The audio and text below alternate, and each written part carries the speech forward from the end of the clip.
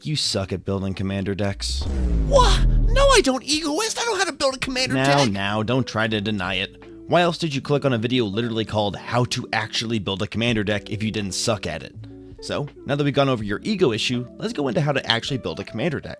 I know that you've seen a video or heard some advice on how your commander deck shouldn't rely on your commander, but let's be real, you aren't going to listen to that advice, so let's just skip over it. Most of you just find a commander that you want to build around, hyper-focus on it while building, and then wonder why your deck doesn't function when your commander gets removed twice. But hey, I'm a Voltron player, I can't really get frustrated with you for relying on your commander for your decks to function. That's literally how all of my decks work. So let's not have this as me telling you what to do, but rather, us going on this journey of not sucking at building decks together.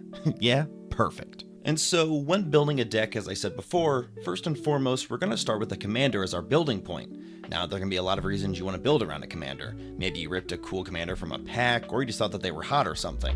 But you have your commander, and you want to build around them to start. For this video, we're going to take Radgast from the new Edge of Eternity set as our example.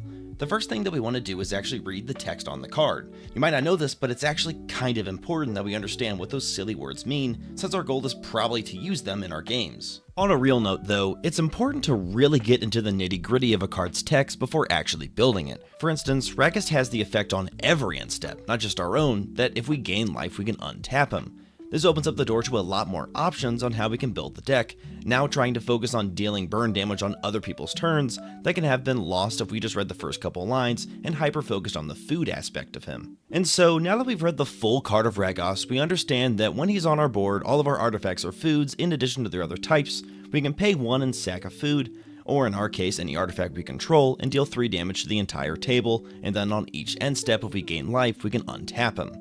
So now going into deck building, we know we want to have some life gain synergy and also try to find some stuff to benefit with the untapping on hopefully each end step. So now that we have our commander figured out, you're probably thinking it's about time we start throwing some cards into the 99 in our Moxville or Architect. But slow your roll, bucko. We still have one more step before we move into the actual deck building part of building the deck. First, we gotta look at the color identity of the commander. And now I've already tackled this topic on how colors matter in multiple ways in my previous video on the color pie in Commander, so watch that for a more in-depth discussion on the colors in Commander, but for a simple version, we want to see how each color works with the commander.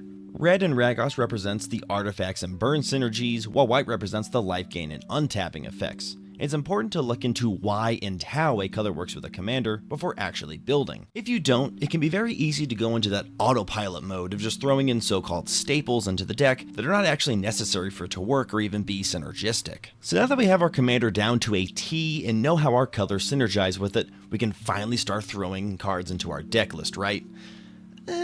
Sorta. First, we still gotta look at our silly little commander and ask one more thing. Are they a payoff or a engine? Engines and payoffs are usually easy to spot.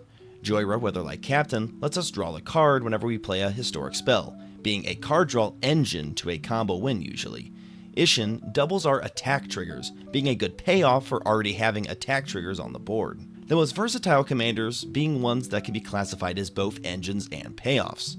Atraxa is so popular because you can build her as an engine in playstyles like Super Friends, where she is pushing your planeswalker's loyalty counters up by proliferating, and also be kind of a payoff for game plans like Infect, where she can be a win con and payoff once you get Infect on somebody. In this case, Radgast is most certainly a payoff in my opinion, not only rewarding us for having artifacts on the field that we turn into foods, but also being a payoff for his own static effect, letting us burn the table. So now that we know our commander is a payoff, we know that whenever we build our deck, it's going to need more engine cards than payoff cards in the 99. And this is vice versa if our commander was an engine card.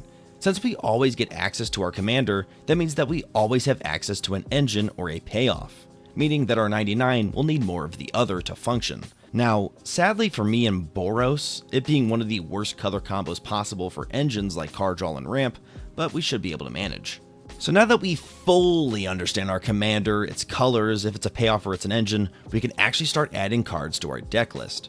Now, if I have a commander that's a payoff like Radgast, I like to usually have around 15 to 20 engine cards when starting a list just to make sure I have enough, and vice versa of course if our commander is an engine for payoff cards. This just ensures that I have enough of each in the 99 to make the deck semi-functional even if it's just a rough draft. Next, personally I prefer to have around 50 to 55 cards in the deck centered around mana and ramp.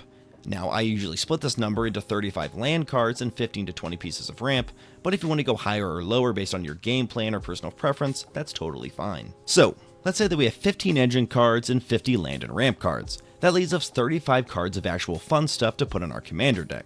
This is where your personality and unique style can really show in your decks. I like having around 10 pieces of interaction in my bracket 3 decks, so I added my interaction flair in there. This is kind of the easiest part of a deck for you to decide on what to do and not have me barking down your ear on how to do it. I can't see what commander you're building for this video. I'm only focused on giving you the tools on how to properly think about constructing decks, not how to actually build the deck you're building.